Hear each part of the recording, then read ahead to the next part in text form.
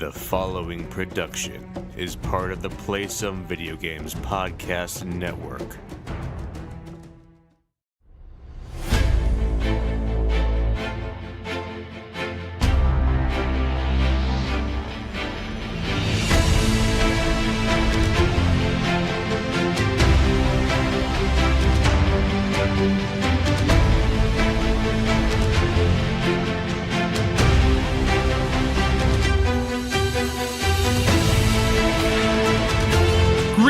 Boarders, and welcome to Board with Video Games, the gaming podcast that strives for the right balance of coverage for games you play on your table and on your television. You could think of us as a new world and Eastern wonders of gaming podcasts. We're a proud member of the PSVG Podcast Network and thrilled to be part of the Dice Tower Network as well. I am one of your hosts, Kyle, and joining me on this co-op adventure, the guy who would prefer to be a golem but doesn't get a choice this week. Josh, how are you doing, sir? I get a choice every week, first of all. And second of all, I really thought you were going to go with Lake and Palmer for us. That would have been good. That would have been really good. But I felt like the music references were getting a little overdone. Plus, how often do you get to talk about a board game trilogy with the designer of that trilogy? So I figured this was appropriate. I think that's fair. All right. So while Century: A New World and Century: Eastern Wonders are excellent games on their own, well, we assume for A New World. We don't actually know quite yet. Rarely are sequels as influential as the first entries of a series.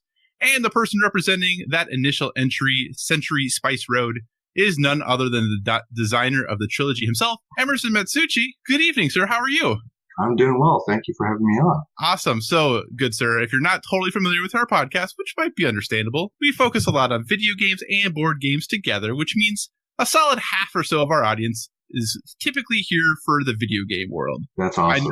I know most of our board game listeners probably know who you are, but can you just give a little bit of an introduction, kind of who you are, what you do, all that good stuff to our video game audience? Okay, well, I design board games. I've been doing it, I guess, professionally now for a couple of years, but I'm still quite new to the industry. I did get lucky and design a couple of games that seem to be popular with certain audiences, so but other than that, I am just a guy that's pursuing his lifelong dream of just designing games. Awesome. Well, we are thrilled to have you on the show. And luckily, Emerson is going to join us for the entire show this evening, so he gets to deal with all of the rigmarole that Josh and I kind of go through every single week. I'm not just going to deal with it. I would like to contribute to it. Yes.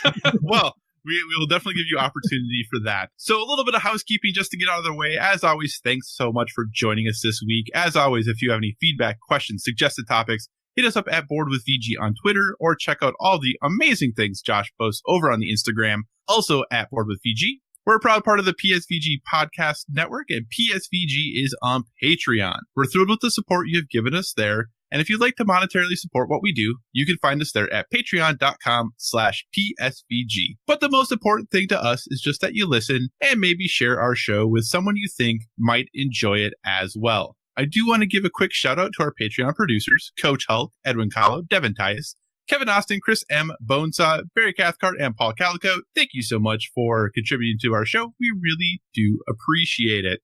And as I said at the top of the show, we are also a member of the Dice Tower Podcast Network. So if you enjoy our conversations about board games and would like to dive deeper into that world, we encourage you to check out the Dice Tower Podcast, as well as all the other members of the network. No matter what type of board games you enjoy, there is definitely a podcast on the network for you. So enough of all this housekeeping. Emerson, as our guest, are there any games you've been playing on your tabletop that you'd like to talk about? Okay, I do mostly playtesting, but there is a game that I got to the table this past weekend that I absolutely love, and it's been a long time since I've gotten it to the table, and that is Star Wars Rebellion, which is a big box fantasy flight game. It's an amazing, amazing game. So it's on my wish list. I've been wanting to play that game forever. Yeah, it is a fantastic game. I lost handedly as the Empire, but it's that it's a good game because even if you lose, you've enjoyed every moment of it. So when you're playing board games, and I've actually, now that I think about this, never asked a board game designer this question,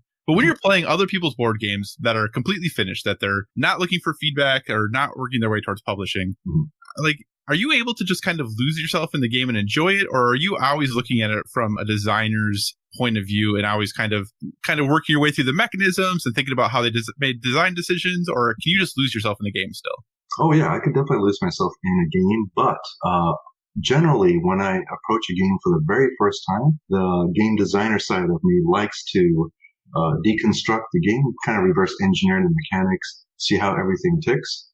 So kind of do the styler, if you will. And then after I've seen how everything works, and on subsequent plays, then I try to just enjoy myself, get lost in the theme, the mechanisms, and the experience itself. Awesome. Is there a particular mechanism from Star Wars Rebellion that you really enjoy? Oh, actually, I mean, the game is incredibly well put together. It does have an extensive pedigree because I believe it is based on previous, very popular FFG Fantasy Flight games that have done really, really well. And they've kind of taken like a lot of the best of breed mechanics approach to put them inside of Rebellion. It's not any one particular mechanic. It is basically the sum are greater than, the whole is greater than the sum of the parts. But I do have to say one of the cool little tidbits is, it's not specifically a mechanic, but I just can't get past this, but you have Obi-Wan Kenobi as like one particular leader. So leaders, think of them as like workers in a worker placement game. You place them out on the board to complete tasks or move units or to get into combat and so forth. But Obi-Wan Kenobi was really interesting. He has a very unique ability in that you can sacrifice it to gain galactic support. And when you just look at the mechanic by itself, it seems like, oh, this is a very useful, powerful mechanic. But when I take a step back and look at it from a thematic standpoint, I thought this is an incredibly well-written ability for Obi-Wan Kenobi specifically. Awesome. Very cool. Josh, good sir. Yes. Before we move on, Emerson, any other games that you've been playing that you want to or can talk about? I guess I should say maybe. Let's see. I played Scythe. So that was my second time playing Scythe with 6 players. Oh. And Scythe is also a great game too. So it's an incredibly approachable, I'm going to say it's a Euro game heavily disguised as a conflict game, but there is a lot of Euro game style mechanics to it. So that was incredibly enjoyable. So we had 6 people on a big table. It was great. How does Scythe play with? So it plays pretty well with 6. I've only ever played it with 4 is the most I've ever played it with. Yeah, I think we went up to 6, but I believe it plays up to 7 players with the expansion. So right. The base game plays 5, and then the expansion introduces 2 new factions. So we played with 6 players, and it actually was still pretty brisk because the turns are pretty atomic. So there's only 1 or 2 things that you can do on your turn, and then it goes to the next player. So because the turns are so atomic, like the unit of actions that you can take are so short, so it feels like there's little downtime even with the 6 players. Very cool. Although, granted, within our group, we had a no AP policy. So if anyone started to hesitate on their turn, they would get heckled by everyone else. So I think I encouraged the play to go around very quickly because no one wanted to be that guy. I'm using air quotes. I have to be careful about no AP policies because usually I'm the person who gets the AP. So depending on the game, if it's the first time I'm playing a game, I always try to figure I'm that person who's like, okay, I want to try to like break this game as fast as I can. I'm that person. So I'm like, well, if I do this, would this work as this? But once I have a game down, then I tend to play very quickly. But initially, I am very slow. Oh yeah, I mean, first place is always going to be. It's you're learning, you're trying to get yourself familiar with the mechanics, so that's totally acceptable, totally understandable. Awesome, Josh. Any games you've been playing, sir? Well, it's weird. So like, I played Century Eastern Wonders, but I'm like, it's going to be weird talking about it with Emerson here. Well, it's only weird if you didn't like it. No, I mean, I'll still talk about it. Keyforge Fridays continues, so I'm still playing Keyforge every Friday. Was that picture you shared, are those all your separate Keyforge decks? The picture I shared, yeah, where I have... So do you have like 10 now? No, I have like probably 15 decks. I haven't counted them. But, I bought the starter set, and then I bought the Fantasy Flight, no, I bought the Broken Token generic card insert. Mm-hmm. It fits perfectly in the box. So I still have like up top when you buy the game, and people can't see this, but these guys can. When you buy the box, this is the 2-player learning deck. So it's 2 decks in one, but it's not unique. It's in every starter set. So I won't put this in my deck because it's kind of like, I wouldn't say it's a garbage deck, but it's like, it's not up to like the full potential of all the other decks you play. So yeah, I won't have enough room to have them all sleeved and in that box. So, I did buy, a full box and the starter set for the next set, which should be coming out soon. So I'll try to squeeze some of my current set in there as well. But I mean, what can I say about Keyforge that I haven't already said? Emerson, I talked about Keyforge, and you're very much like Kyle, where it is the opposite of the kind of game that you guys want, which is totally fine. Yes, it was engineered with my desires completely out. So they've made it a game that is not specifically not for me. Well, that's the scary thing for me is a game specifically for me. But I was having the conversation with my partner the other day, and she was like, "Hey, remember when I made you sell all of your Magic cards?" And I was like, "Yes, I do remember when you made me sell all of my Magic cards." And because we were talking about the sacrifices you have to make in a relationship. So then I was like thinking about Keyforge, and I was like, I don't know. I mean, I want to play it, but I'm scared that if Josh is already 15 decks in, how many decks in am I going to be if I start playing Keyforge? Yeah, I think I'm done on decks for this set, though. I mean, I could easily go buy more decks. I would be okay with that. I still haven't gotten a Horseman deck, which I really want. Mm-hmm. But that's where you start with the chase, right? Mm-hmm. And then now I'm not buying decks because I want more. I'm buying decks because I'm seeking a deck, and that's where the magic sink is. Well, and the Horseman decks are like the decks to have, right? Well, my buddy has one.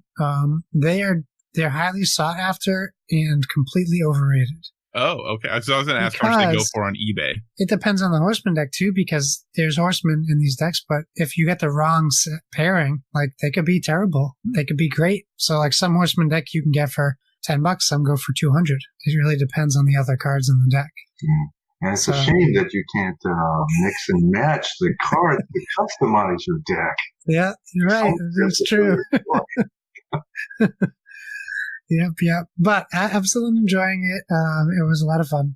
So having Emerson on really helped me leverage my wife into finally getting Century Eastern Wonders to the table, because it was something we picked up when it came out. Honestly, I think we got it like as soon as it came out, and we just have so little time after the kiddo, and when we do get a game to the table, it's usually a game we've already played because we know the rules.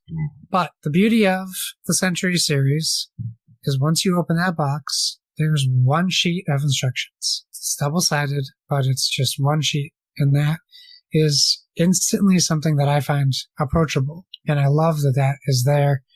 And in Eastern Wonders, you have 2 sheets. You have 1 sheet for the base game and the second sheet for if you want to incorporate Century Spice Road into the game, which we'll probably try this weekend to see how that goes. I'll tell you what I did, Emerson. I was looking at the instructions, and it tells you when you set up your first game to kind of follow the pattern of the map. Yes. It's on the board. I literally sought out every piece pictured on the map and set it up the way that it showed on the picture. And I'm like scratching my head. Like, this seems extra difficult to start. And I read the backside of the thing, and it's like, these are other patterns you can try after your first game. And I'm like, my wife's sitting across the table on her phone laughing at me. Yeah, I do that all the time. I should have probably insist on making that blurry so you can't discern. Most of the players to say, heck with it. I'm just going to make it, just the general shape, but I'm not going to worry about which tile goes where. Yeah, no, that was a reading error on my part. It's not on the instruction manual. But essentially, I mean, you correct me if and when I'm wrong. But essentially, you're building this, what would you call it? Like a C chart of a map type thing, where you're navigating I'm going to forget the names already. It's not a caravan. What are you building on the ports? The outposts. The outposts, thank you. So you're building outposts in these areas, and the bonus is if you get to a spot before your opponent, it it's free to build an outpost. And then once someone else approaches and wants to build on there, and you're going to have to eventually build an outpost on these spots, it will cost you supplies in order to build that. So if you take Century Spice Road, where you have cards where you need to, you're trying to recruit, I keep thinking golems, but you're trying to get victory point cards by meeting the goals. Eastern Wonders takes that and it puts them all over the map.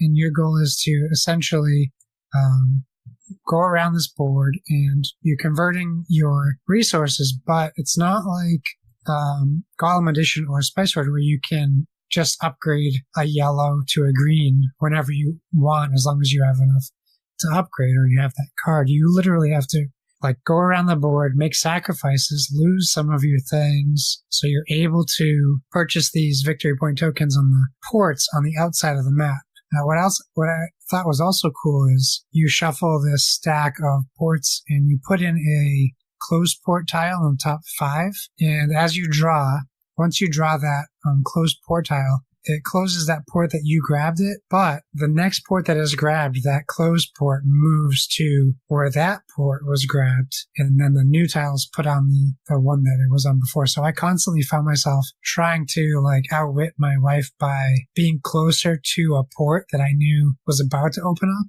instead of maybe going towards that 20-point victory point card that I knew she was also going to go to. I was like, maybe I'll wait here and something else will come up here after she opens it. Didn't always work out that well. But it was very interesting because it has the core of Century Spice Road in it, but it adds this whole new way to think about playing the game. I'm really interested in incorporating the two of them together because just the boat moving actions alone, and when you can spend upgrade points to decide if you want to get an extra free movement. So as you play the game, your boat can move one tile for free, but if you want to continue moving spaces, you have to drop a resource on the tile you're skipping over. And after you clear part of your board, you unlock the ability to choose I want to call it a special ability. One of them lets you move one extra space for free. One of them lets you convert up one of your resources. One lets you expand your cargo space on your ship. One is just plain old victory points. They start at 6 and they go 5, 4, 3. So, you want to get that 6 as fast as possible. And then one adds, which I thought was interesting, one adds a red resource. I'm calling them resources because I forget the specific types of resources they are, because I'm thinking Spice Road again. Yeah. So I'm guessing it's not cinnamon, but it totally could be. If you can't do anything, you can decide to take 2 yellow cubes on your turn as a turn action. You only get 1 action per turn. But if you select the red cube upgrade, you also get a red cube every time you harvest. Correct. And that's a game changer too. The question I had for you though, can you, when we played a 2-player game, so we had all the red cubes out for the bonus. Could I essentially spend another turn and get another red cube? So as I harvested, I could get 2 yellows and 2 reds if I took 2 of those special ability ones? Yes, absolutely. They stack. Okay, good, because that's how we played it. I was like, that seems too good. So I'm going to do that. Yeah. So, it's only helpful as much as you have inventory space and if you're going for that particular goal. But I found AP totally could be a problem in this game for me because there's so many choices. But I also like that knowing while we were playing 2-player, I could already tell it would be great with 4 players. Just from the experience of the movement around the board. I probably did a terrible job explaining it because I'm very nervous explaining it in front of you, but I think you did a great job. It's just another great addition to the Century games. I'm real happy that we played it. I'm happy to introduce it to other people because I've said this before about Golem Edition. Everyone I've introduced it to has loved it. So I know I can just tell them this is the next game in the Century series. And sometimes, I have to push games on people to play. And I don't think this will be one of them because I think that it has that pedigree, if you will, behind it. So Kyle, any questions? Emerson, any comments? I have no questions since I haven't played it yet. Right. Good. My only comment is I hope you like the combined game because with those games, that's actually my favorite way to play is to actually combine the two games. Oh, really? Okay, good. I'm looking forward to trying it for sure. And I'll let you know. Well, speaking of combining games, let me tell you a brief story about my weekend. I think I want you to understand in a positive way, what you cost me this weekend. So, Josh has been really high on having you on the podcast. And obviously, I know who you are, but I actually hadn't played any of your games yet. And I was like, okay, well, if he's going to be on the podcast, I really got to play some games. So, I live in Iowa and the wife was like, well, I really want to go furniture shopping. So if we go furniture shopping, we can go to one of the bigger cities in Iowa. We can go to the game store there. It'll be great. I said, okay, seems good. So we went to the furniture store, didn't have to buy anything at the furniture store, so that was good. Then we get to the board game store, and this board game store, not that the ones by me are bad. My FLGSs are pretty good, but this one, definitely better than mine. So I'm there, I'm looking at games. I message Josh, I'm like, okay, Century, do I get Golem Edition or do I get Spice Road? He's like, they have both, yes. It's like, well, Golem Edition, obviously. Okay. So I get Golem Edition. And I'm like, well, Reef is right here. I might as well get that too. So I grabbed that. And then my wife was like, so what are you going to get me? I was like, oh boy. Because here's the thing about my wife, Emerson. Okay. She likes really heavy games. Oh, okay. So she said, here are the four that you can pick. You can pick which one you're going to get me. She's like, you can get me A Feast for Odin. Mm-hmm. You can get me Food Chain Magnate. You can get me Antiquity, or you can get me Orleans. Oh my lord. Those are all really good. Well, I haven't played Antiquity. Well, and here's the thing. Orleans, I was like, well, I'm pretty sure Orleans is like the lightest of the four. And it's kind of like a bag building. She's like, nope, out. That one's out. I don't want that one then. One of the other three. I'm like, okay. They didn't have Food Chain Magnate. So I was like, okay. But they actually had Antiquity and A Feast for Odin. And so I gave her the box for Antiquity. I'm like, well, feel how heavy this game is. Like, literally feel how heavy this game is. And she goes, oh, I like that. I was like, oh boy. Oh boy, here we go. It wasn't the weight of the game mechanics. It's actually the physical weight. No, she likes the weight of the game mechanics, but in general, she assumes, and I think she's mostly right, that often the weight of the box itself often correlates decently to the weight of the mechanics of the game. So I was like, well, this one's hefty. That's true. She's not looked at Ogre. That's very true. So then I was like, well, we could do this one if you want to. And she's like, okay, well, maybe. She's like, doesn't look very nice. I'm like, well, it's Splotter. Like, they only do really limited runs, so they're a little more expensive, and they don't necessarily have the same graphic design level of other games. And then she looked at A Feast for Odin, and she's like, I think we're going to go with this one. And of course, FLGS, I'm happy to pay, MSRP at the FLGS. Mm-hmm. So I bought your two games, which were way less expensive together than the $100 I paid for A Feast for Odin. Oh, yeah. So, just so you know, me playing Century Golem Edition cost me almost $200. So, but I will say, I think Century Golem Edition is probably worth $200. So it works out really, really well. I'm glad to hear that. Yeah, no, it's great. So Josh has been singing the praises of this game on the podcast ever since he played this game. He's loved it. He's adored it. He's told me I need to play it. And the only hesitation that I had about getting this version of it was I did want to get Spice Road so that I could combine it with the future versions down the road. Now, I know it's just a re-implementation and a reskin, so it probably would work, I assume, maybe? I don't know, I guess. You'd have to do some, I guess, conversions. Okay. Because, the gems don't exactly line up with the color of the cubes. Okay. Well, maybe I can see if I can do that then. Or maybe they will come out with a reskin of Eastern Wonders that fits the Golem edition. I know that it's been asked for before. Yeah. I will throw my name in that hat as well. I'm sure one more person will get it done. That's all you probably need is one more. So I really do think that it's going to be a matter of the straw that's going to break that camel's back. Excellent. I'll take that. So, but no, this game is... We need to have enough straws. Yeah. So, but this game is amazing. And like I said, I'm not going to go into covering how to play it and all that good stuff because Josh has definitely done that.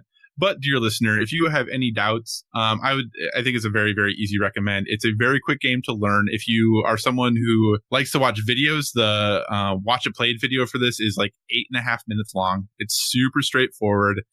But this is one of those games that I like to talk about as being very elegant. That is very simple to learn, but then there's a depth of strategy for every game you play, and it's different every time. How I approached the first game was very different than how I approached the second game, and both strategies ended up being viable in those games, but maybe wouldn't have been viable had I played them that way in the other game. So I really like this style of game. My wife, actually, who doesn't usually like games that are this light, quote unquote, really enjoyed it as well. So I was really pleased with that. She doesn't usually like them because I usually win. And she says this because they're too simple. So, but I'm fine with winning the lighter games and she can win the heavy games. That's totally fine. So in a week, I'll probably be talking about A Feast for Odin and me losing big time. But for right now, I am happy to win in Century Golem Edition. I recommend it. And I think, for better or for worse, there is definitely a drawback for, all this trilogy working together that Gollum doesn't necessarily fit within that 100%, but for the production value of this, for how good it looks, for the amount of game you're getting for the price, it's really hard to say don't double dip, because if I'm playing just this version, or if I was playing just this or Spice Road, this would be the one that would hit the table every time. But I think there definitely obviously is that desire to combine it with Eastern Wonders. So maybe I'll end up getting both like Josh did, and it'll be totally fine. We'll have to wait and see. Yeah, I don't regret having Spice Road also. So excellent. It's nice to have. And also, our winners, Spice Road, should be showing up tomorrow for us, but today for when this comes out. Oh, awesome. I'm trying to think. Are you okay? No, I was just trying to think because I thought he told me he got it already. Oh, did it come early? Maybe it came early. Maybe. I could be wrong. UPS said it was coming Thursday. So okay, maybe I'm wrong. Oh, good. I'm glad he got it then. So good. Excellent. Good. All right. Well, hey, that's kind of what we've been playing on our tabletop. Emerson, are there any video games that you've been playing that you'd like to talk about? Well, it's actually been a little while since I played video games, but that's okay. I do love them. And in fact, I was heavily into I had mentioned this to Josh. I've been playing a lot of Monster Hunter World. So prior to being on the crunch with these projects coming up, but I was playing a lot of Monster Hunter World, and I was also playing Assassin's Creed Odyssey, which, both games are just absolutely phenomenal, amazing games. I thought you were just going to say all you've been playing is Metal Gear. Well, I do. Actually, I take that back. I have been playing Metal Gear Solid 1 because I have this hooked up to my PC. Oh. To do some research. So I know that people can't see it, but I was holding up a PlayStation Classic because they were on sale. Yeah. Which is the appropriate way to get them. Yeah. It's much easier to connect it to my PC than my PS3, which I have the Metal Gear Solid Legacy Collection on. Oh, but nice. I don't quite have the space to put a PS3 on my desk at the moment.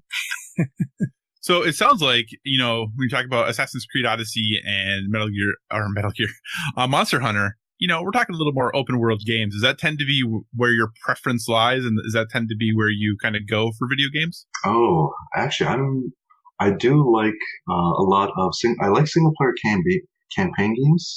In fact, with Monster Hunter, I play it almost exclusively solo because I don't have the PSN subscription, so I can only play it solo. So I've been trying to tackle all the monsters in Monster Hunter World as a solo player. A lot of the monsters have scaling, so it scales down to one player. There are a couple of monsters that do not, so it becomes incredibly, incredibly challenging to take them down as just a one-person when it's actually meant to be, say, a four-person encounter. So I do enjoy the single-player experience, but I also, one of the games that I have spent the most time with, I've spent most of my, I should say the video game that I have spent most of my, no, that's the wrong way to phrase it. It is the game that I have spent the most time on is World of Warcraft, because there's a little shorthand keyword type /played, and it'll tell you how much time you actually played in the game. It was embarrassing because the last time I did it was measured in years. My God, okay, I've been spending way too much time in this game. I'm lucky that that game, the World of Warcraft bug, never caught me. Yeah, but I like all kinds of games. I think the games that I don't quite get into as much are the incredibly punishing games like Dark Souls, Demon Souls, the roguelike games. I'm just, as I've gotten older, I realize that I'm just not as good as video games. Thankfully, video games, I think, have gotten easier, or at least a lot of the mainstream ones have gotten to be much more approachable, much easier to get into. The tutorials are all very well scaffolded. So that barrier to entry is quite low. So, but some of the more hardcore games are the games that I really do struggle with, just because I think my motor skills have deteriorated over the years. So at the risk of potentially walking into a minefield, we'll see how this goes. Are you familiar with the current hot topic in the video game world? Okay, there are several hot topics in the video game world, I think. About accessibility of games and whether games like, you talked about like Bloodborne and Demon Souls and Dark Souls, like right. They just released their newest game, Sekiro, Shadows Die Twice. Oh, yes. And there's been a lot of controversy about whether games like that should have a quote unquote easy mode, or should there be difficulty sliders in those style of games. As a game designer, obviously board games, not video games, what are your thoughts on that as a designer? Well, I mean, it's all based on the goal. So as a goal for like the game designers, the developers, the publisher, what is their goal? Their goal is to sell as many games to as many people as possible and have it enjoyed by as many people as possible, right? If their goal was to be elitist and let this be the challenge of whether you can title yourself as a gamer or not, this is a rite of passage, then yes, you want the game to be incredibly difficult to where only a handful of people are going to actually enjoy the experience. But I don't think that's what developers are going for. So I think that having an easy mode or more accessible mode is completely valid. And then just to have a mode of play that does cater to like the more quote unquote hardcore gamers, to have like, the hard, super hard, extreme, insane, I remember in Doom they had all these different levels, and sometimes just the terminology that they use started to get ludicrous, right? Yeah. So you have that flexibility as a designer. So I don't see why you can't cater to that audience. And the ultimate goal is to sell games, have people enjoy them. So, I don't think that it is a really valid controversy. All right. You heard it here first, folks. I'm sure by the time this podcast publishes tomorrow, that we'll probably be on to the next topic anyway. When you say controversy, I thought it was something like something along the lines of the Diablo Immortal or EA's, their microtransaction policies. I thought it was something like that. Or Anthem. I think Anthem was getting a lot of. Yeah, Anthem just had a new article published about it too. The crux, I guess, I would say, of the controversy is that some folks feel that games like Sekiro and those other From Software games, that those are design decisions made by the people who made those games, and they're really pushing the game as art angle, that's how they have decided they want to make them. So there should be no need, or if they don't want to put a more accessible version of the game on disc or available, that they shouldn't have to. There are people whose counter arguments to that is right, but it isn't just about people who aren't skilled enough and can't get good. There are people who, from just maybe, whether it be because of physical disabilities or whatever else is going on, might not literally have the ability to manipulate a controller or something in the same way other people would. So having accessibility options built in so that those people can still experience the entire game is something that should, potentially happen. And they point to games like Celeste, which is a very hard game, but has a lot of really cool ways to make the game more accessible, and so that others who maybe aren't great at platformers or just don't want to play a ton of platformers can still get through that game and experience everything that game has to offer. So, yeah, that's kind of in a nutshell what the story is all about. So, right, yeah, I'm definitely more of a proponent for making the games more accessible to as many people so that they can enjoy the game. Hey, Kyle, to Josh, did I ever talk to you about my experience with Portal, the video game Portal? We did. We talked about Portal, but feel free to share that with Kyle, definitely. Yeah. So Portal is the video game I thought was an absolutely ingenious game. Like the whole premise and the mechanics of how you can traverse the world and how you solve basically the world puzzles in there, I thought was absolutely brilliant. It was genius. And I love the game, but I could never finish it because at a certain point there was one level, and it was actually fairly early on, so I felt quite stupid. It was early on. I knew how to do the puzzle, so I saw the slanted walls, I saw the conveyor belt, I saw all the moving pieces, and I was able to piece together, okay, so this is what I need to do. I need to put a portal on the roof, one on the ground, and basically get enough momentum to be able to then project one of the portals onto one of the slanted walls, which is high up, to then propel me across the room to then put the corresponding portal to that one to the other side onto one of the flat facing walls to then be able to, and then while I do that, to shoot the portal that I just came out of onto the point which will get me to progress to the last part of that stage. Mm-hmm. Knew what to do in that stage. And I'm sorry if that sounded super convoluted because I was I actually know exactly what you're talking about. I know exactly which stage of portal you're talking about. So I was able to do the first part of gaining the momentum by dropping down through a portal and continuously falling from a portal in the ceiling. I was able to place it on the slanted wall, which then projected me, across the room. And then it was from that point that once I got shot out in that direction, I could not turn my character quick enough and be able to accurately hit the proper point. So I've done it. I remember just doing it a countless number of times over and over. And I kept messing up that one part to the point where I said, you know what? I think I'm just too old now. I no longer have the motor skills to be able to do those feats of dexterity anymore. Yeah. Portal was like the original brain breaker game, I think, before all this Dark Souls stuff. That game needs bullet time because that's what I really need. That would be awesome. That would have been Portal great. 3 confirmed. Yeah. And we need it for people like me that just don't have the dexterity to do that anymore. Yeah. Well, here's what I'll say real quick about the From Software stuff. The biggest audience, the perpetuators of anti-easy mode, are the people who feel special and they feel like they're real gamers, quote, because they're able to beat these games. And those are the people who don't love inclusion. They're the people who say, you're not a gamer if you're playing mobile games. You're not a gamer if you're doing this. They're the Gamergate group. They're not all, it's not exclusive to them, but the loudest voices on this issue are people saying, like, they're not going to play the game in easy mode, so who cares? But they don't even want it to be an option in their game. Like, this is for them. And I think that's a bummer because I would love to play Sekiro, but I can tell you I won't because I've tried Dark Souls. And there's nothing more frustrating than spending 2 hours in a game progressing to die and lose all your progress because you couldn't find a campfire somewhere. Right, yeah. Or you walked down a wrong alley and there was a black knight that was 80 levels higher than you. So I think I'm all up for an easy mode because I would play all those games. I would play Dark Souls 3. I'd play Dark Souls 2. I'd play Bloodborne. Yeah. I guess Bloodborne's more accessible to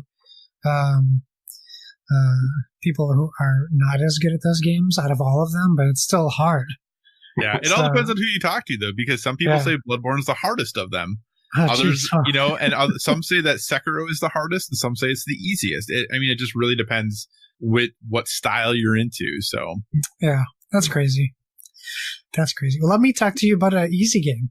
That sounds great. Kind of.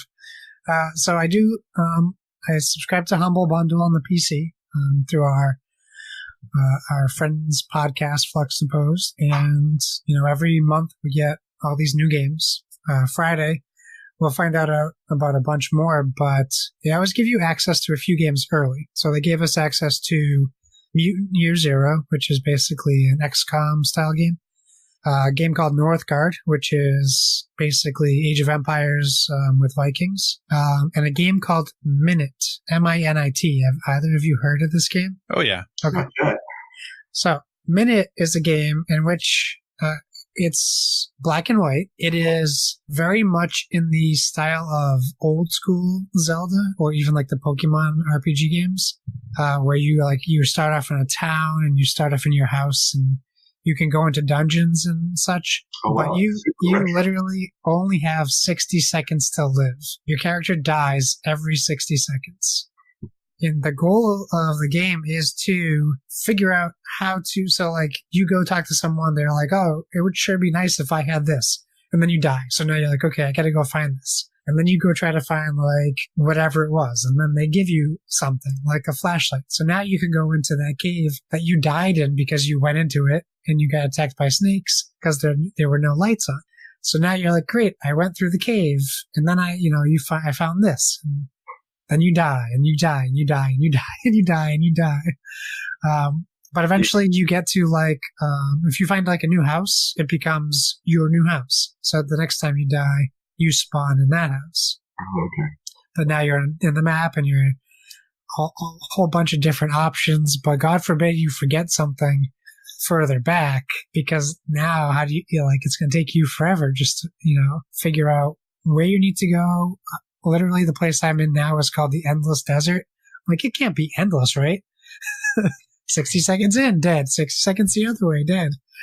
So it's very intriguing. It's very interesting.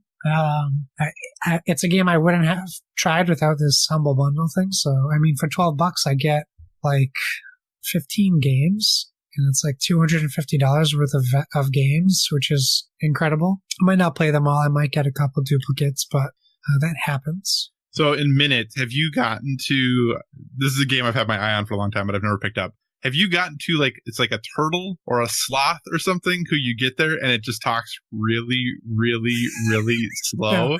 And you're like, 50 seconds, and it just goes super, super slow as it's going through everything? That sounds terrible. So you have to keep going back and trying to figure out what he's saying. Well, you figure out that you have to like go there like immediately, and then you can get the whole message, but you can't like go anywhere else before you go there. You'll miss part of the message. They do say you can get speed shoes. You can buy them. You can hit things and people with your sword that you eventually get. Sometimes they'll say ouch, but if you hit like a dog, it attacks you and kills you, which is pretty funny. Why are you always attacking animals? Every game we play, you're attacking animals. You have to test out the mechanisms and why they're there. Real quick, I did play Battlefield 5's Battle Royale Firestorm a couple times. I would say it's very good. I enjoyed it, and I want to play more. But it's definitely slower paced because it's, more realistic in comparison. I tried Vampire on the Xbox. It's not for me, but I wouldn't say it's a bad game. It's if you've played games like Thief, or even like Deus Ex, it's third person, but it's similarly styled, where you're playing third person, you wake up as a vampire, you have character trees, you survive by drinking blood from other people, but if you drink someone with bad blood, it can danger you. You can choose from powers like a blood mist cloud or claws, or it seems very cool, but it's very slow, and it was a little too slow for me. So it's available on Game Pass now? It's available on Xbox Game Pass, yes. I will have to download it. Yes. Let's see. I played more Anthem. I still love this broken game. And while I simultaneously 100% agree with all the critics that they hate it, and I also 100% disagree with them. I don't know where I stand on this game. It's driving me crazy. But the combat is still great. I still love getting into it occasionally. I continue to push on in Breath of the Wild, and I replay in Breath of the Wild. But the big thing for me this weekend was Borderlands 2. So we had a huge Borderlands 3 announcement at PAX East, and I think it kind of got everyone back into the mood to play Borderlands 2, and they also announced Borderlands 1 Remaster. The best thing that they announced wasn't that there's a Borderlands 1 remaster or that there's a ultra high definition upgrade for Borderlands 2. The best thing they announced was that it's free if you own those games. Oh, I thought you were going to talk about the board game they announced. Oh, and the board game they announced. But that's like, I'm going to reserve my judgment on the game. But we'll see. I'm a big Borderlands fan, so I don't want to come out negative on the game. So we started Borderlands 2 with even like the update pack didn't come out till yesterday, but last Saturday night I played with the PC guys. That's what I'm going to call them now. Our little group of PC guys. We played Borderlands 2 for like 4 hours, and it was the first time for one of the guys even playing Borderlands 2. So that was awesome. Kind of like going through the ropes and teaching them how crazy different the weapons can be, and how much fun it is. Emerson, did you ever play Borderlands? I played the first one part of the way through. Okay, so you know the general idea of the game. Yeah, I got an idea of the general idea of the game, but first-person shooters are something I used to love, but as the graphics got more and more realistic, it became harder for me to play, just because I have a particular, it's very similar to VR sickness. So okay. First-person shooters, especially like the newer ones, I can only play them for about 15 minutes before I have to really just detox from it. Oh, wow. Okay. That's actually not a bad thing, limiting your gaming time. Something we should probably do. And then Kyle and I played Borderlands 2 just the other night for a few more hours until 3 a.m. for me. I feel like you played the exact same part twice, basically. I did, and that's the only downside to replaying the game again. Like, I've already put hundreds of hours into Borderlands 2 when it first came out, but it's fun, and I don't mind playing with other. If I was just doing it by myself, I might just like jump into the DLC and play a little bit, but because that Dungeons and Dragons one, that DLC is like one of my favorite like Borderlands DLCs. But it's just great. I'm having a blast, and playing with someone who's never played and realizing they have a shotgun that has 10 rounds, but each round fires 4 bullets. It's very funny to hear them run out of ammo every second, wondering what's going on. Like, that's what they do in Borderlands. They mess with you by giving you this awesome gun that it takes 30 seconds to reload and it takes 20 seconds to empty it. So you're like, maybe just drop that shotgun. And Kyle and I have been playing The Division 2, but I'll let him talk about that and whatever else you'd like to talk about. Yeah, just really briefly. Also, like Josh had mentioned, played some Borderlands 2. My wife saw me playing it, and she goes, "What are you playing?" I'm like, "Oh, it's a little bit of an older game, it's Borderlands 2." And I, at the time, had a gun that when you reloaded it, you threw it and it exploded like a grenade. And she asked me, she was like, "What are you doing? Why are you throwing guns at these people?" I'm like, "Well, that's how I reload." And then my gun blows up like a grenade. And then she goes, "Well, where does the next gun come from?" And I'm like, "Well, those are the kind of questions we just don't ask." I don't know what to tell you. Like, it is what it is. I am excited for Borderlands 3. The one thing I will say is I hope they tighten up the shooting just a little bit. I think it feels a little old. Not bad. It just feels a little old, the shooting does. So hopefully that gets tightened up just with, the prevalence of how common that has become in games and games like Destiny that have not as many guns and not as many as ridiculous guns, but just, still can have a lot of guns in the game and make the shooting feel really good. Hopefully that's, for me at least, that's something I hope that they tighten up a little bit. Like Josh said, still playing The Division 2. I feel like that game, either they did some balanced stuff, or once you play it longer, you just get better at it, and it's not as hard. They made it easier, I promise you. I feel like they made it easier, because I'm dying way less. That first couple days, I died a lot, and now I don't die almost ever. And I don't, it's not because I'm good. So, still enjoying it. I think the good thing about this game is it's really fun to play with friends. It's cool to just run out and do missions. You can play a little bit by yourself if you want to. The bad thing about this game is I can't tell you anything about the story or any of the characters in it. I have no idea what's going on, other than that plague thing happened on Black Friday because of the money, and it was around, so all of the Christmas trees are still up in the summer. Like, that's all I know that's happening. Like, other than that, I don't really know what's going on. Yeah. So that's something that maybe it doesn't matter. Maybe it just isn't a big deal because that's not what The Division is about. But I usually tend to try to play games for story a little bit at least. And as someone who cares about story, I still have no idea what's happening in this game. So that's a little disappointing. Also playing Breath of the Wild, still working on my replay of that game. I will say... What a stinker that game is. Donnie's still going to kick us out of the network.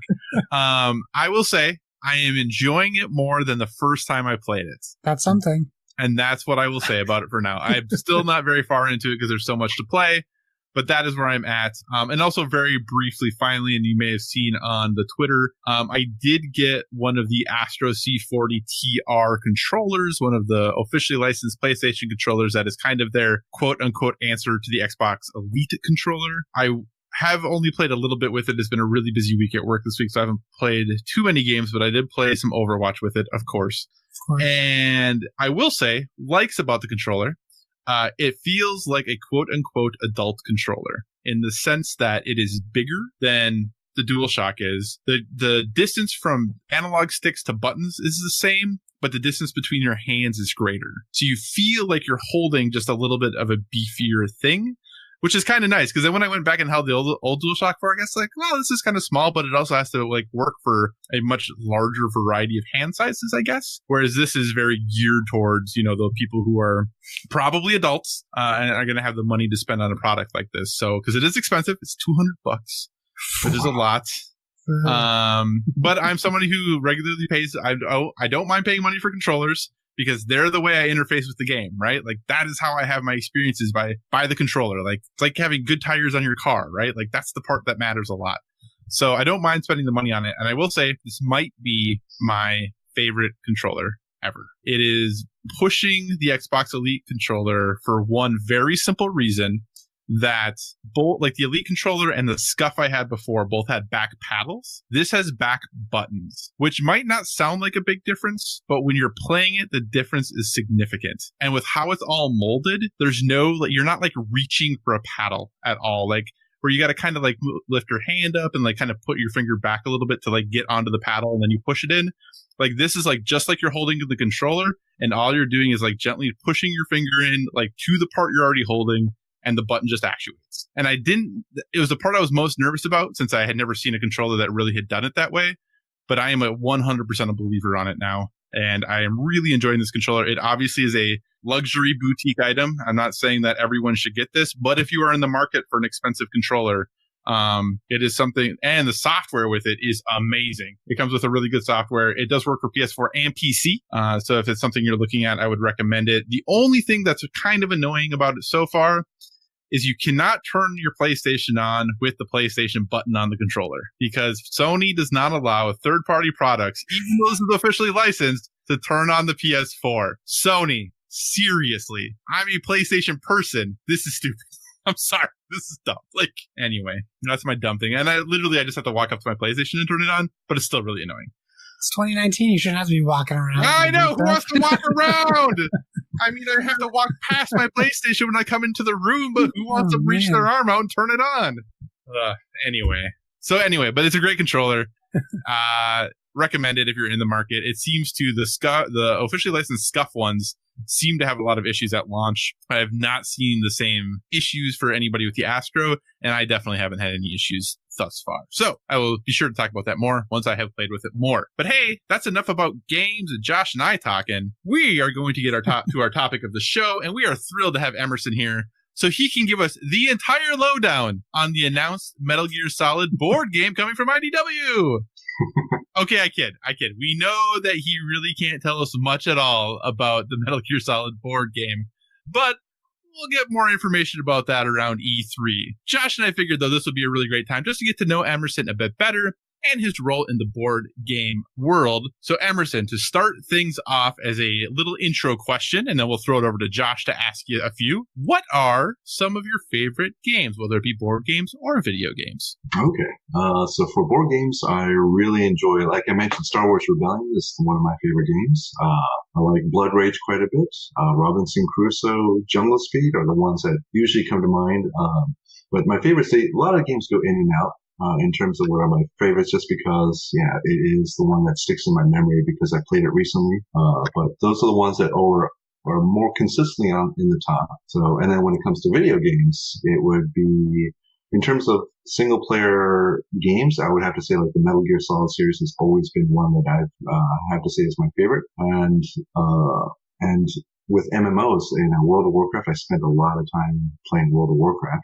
So I just have to ask the question. Have you ever actually won a session of Robinson Crusoe? Yes. Oh, man. It's just me, apparently. So I've beaten the first 5 scenarios at least once. Wow. Like rescuing Jenny, I think I've done it a couple times. The very first scenario where you have to light the fire, I've completed that, maybe 5 times or so. Apparently, I'm just really bad at that game. It's an incredibly difficult game. It is a really, really difficult game, but it's also, interestingly, Robinson Crusoe is like the only board game that I will play solo.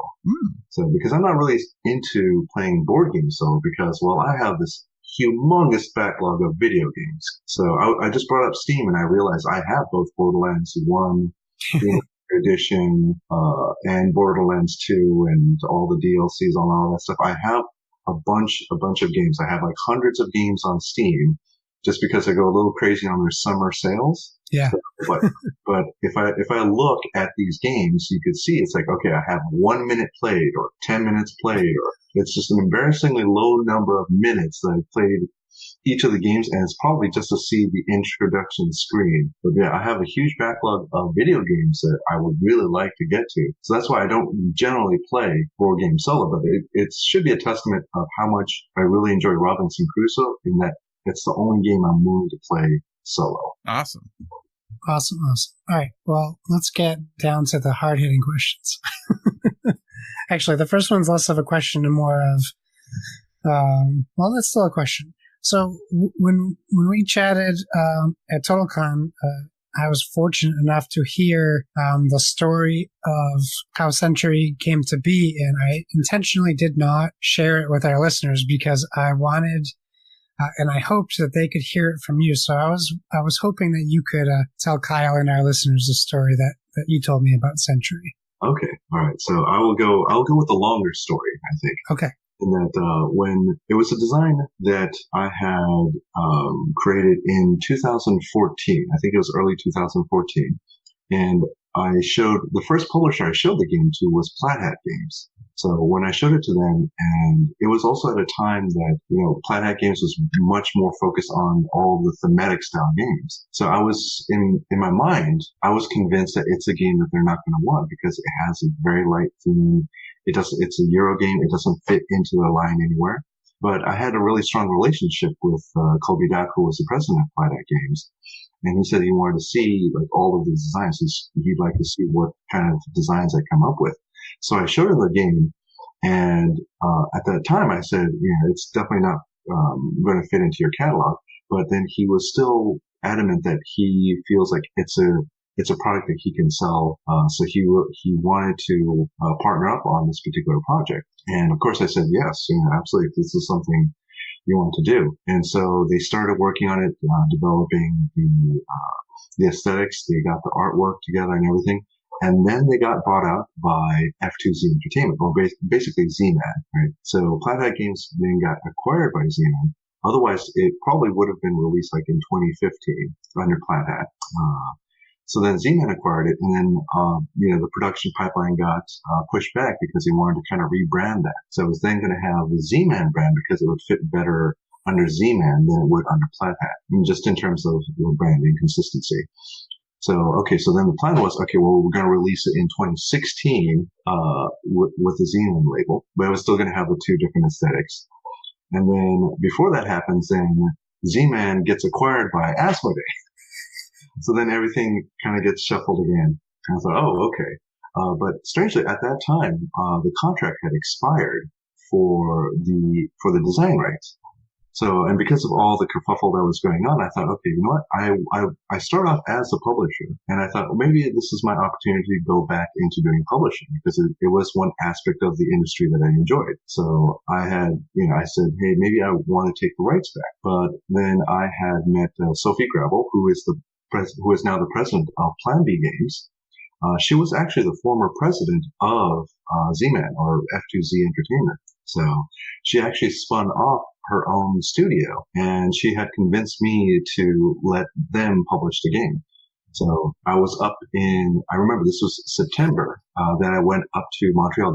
They're based in Canada, close to Montreal. So I was up in Canada, and we were discussing, like, how do we want to market the game? What kind of changes do we want to make to it? And one of the things that Sophie was she believed quite heavily in was that if you sell it as a trilogy of games, then it shows two things. One is that it's going to be a product that's going to have support, and also it is going to entice the buyers in that there's going to be more in this line. So that was her spin on it. And she asked me, well, is this, can we make something? And they used the term mixable games.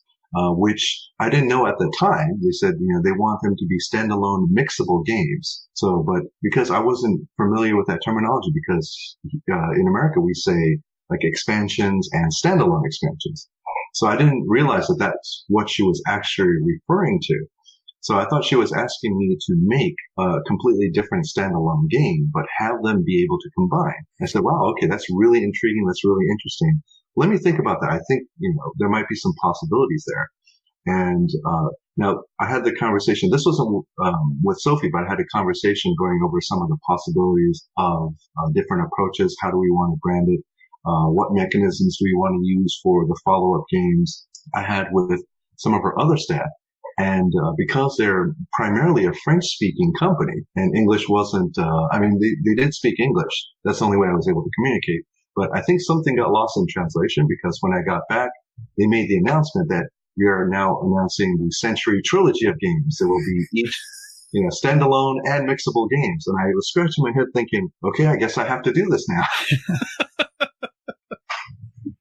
So I was committed to creating these, but when I had a meeting with Sophie later on, and then she explained to me that when she said a standalone mixable game, she really meant just a standalone expansion for the game. I said, oh, okay, I took it down a completely wrong path then because I did something different. But I thought it was unique, though. I don't think there are many games that are mechanically different but allow you to combine them. So I really thought that she was really trying to kind of push the envelope in what we can do with games. Yeah, I don't think there are any games that do what Century does. Yeah. So I think you're right. This was a funny lost in translation story that I had told Josh at TotalCon. That is great. That is really great. That man, See, if I had told you that story, I would have ruined it. No, this is actually going to build in really nicely to a question I have later. So that's awesome. But no, that's a really fascinating story. Yeah, I gave you the long version too. Yeah. What was it ever called? Caravan? I have to ask. Yes. Okay. The original, when I had pitched it to Plaid Hat, it was called Spice Road. And then they wanted to call it Caravan because it really is a little bit more descriptive of what you're doing in the game. It's that you are a traveling caravan. Yeah. So they changed it to that name. When Z-Man acquired it, they did preserve the name of Caravan. And then it was only when it got to Plan B and they had the idea of making it a trilogy did they rename it from Caravan into Century. Okay.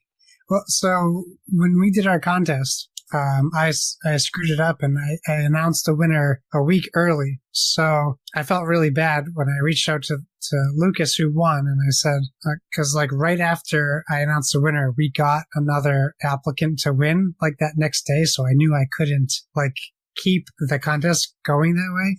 So I felt bad.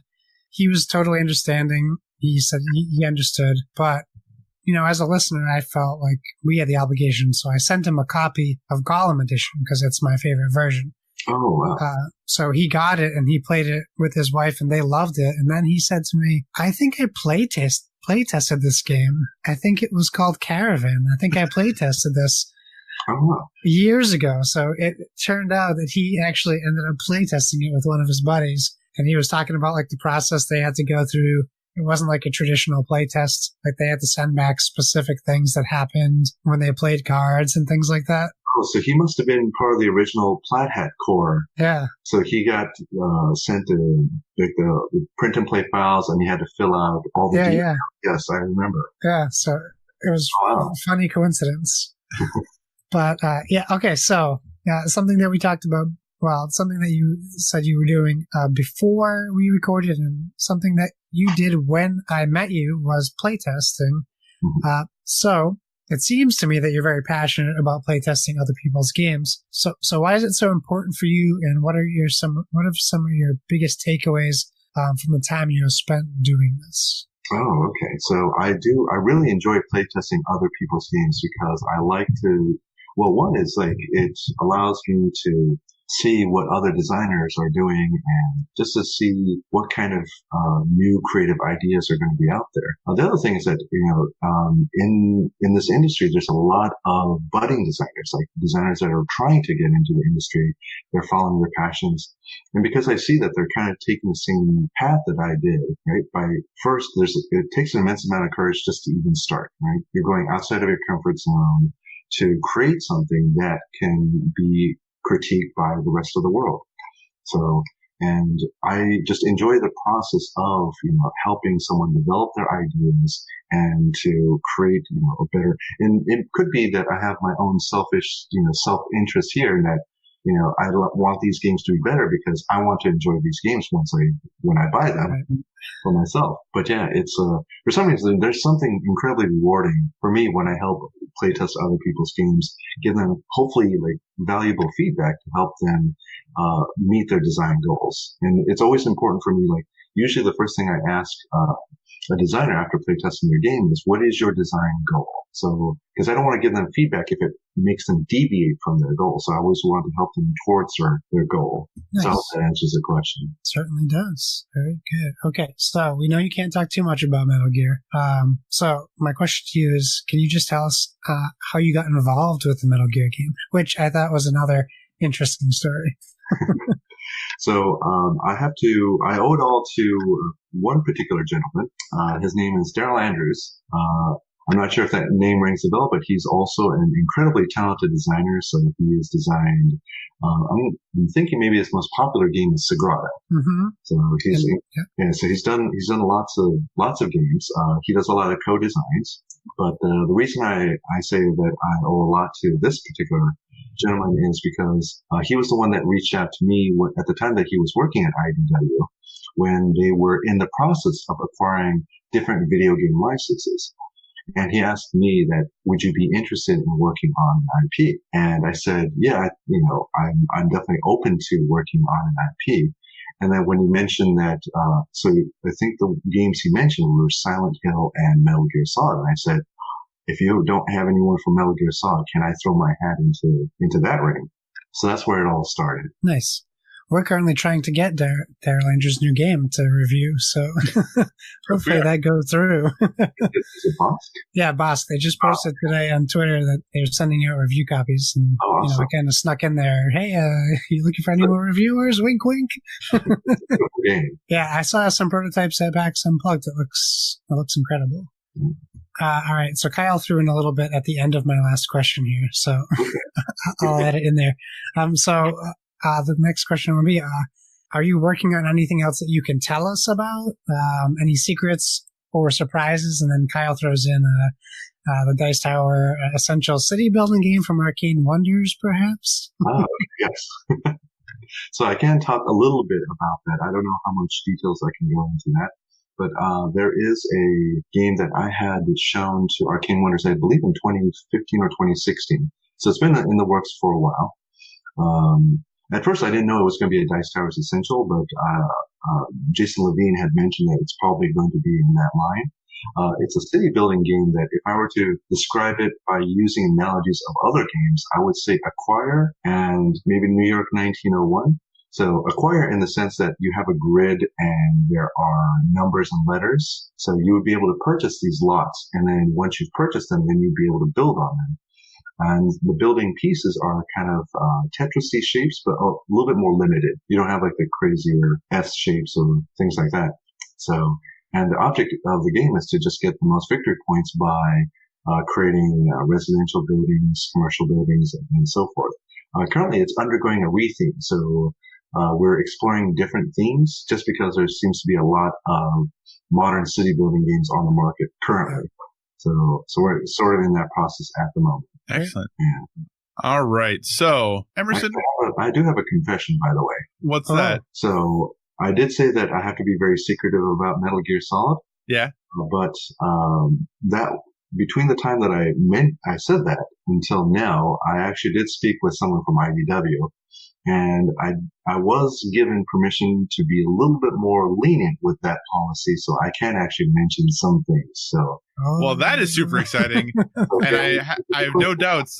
We have many listener questions, like I said, that are all about it. So, yeah, there's some things that I don't want to. I will withhold just because I don't want to ruin some of the surprises. But yeah, right. I can share some stuff. Right, well, I don't want to steal the thunder of the listener question, so I will, even though I'm very tempted to just go into that, I'm going to hold back for a moment and just ask. I'll start with one of the questions that always fascinates me is that what is your design process? Do you start with theme? Do you start with mechanism? Do you just get an idea and just kind of go from there? How do you start designing games? Okay. So if you had asked me a month ago, right, I would have said, like, I start with maybe an experience or, like I flip-flop between them.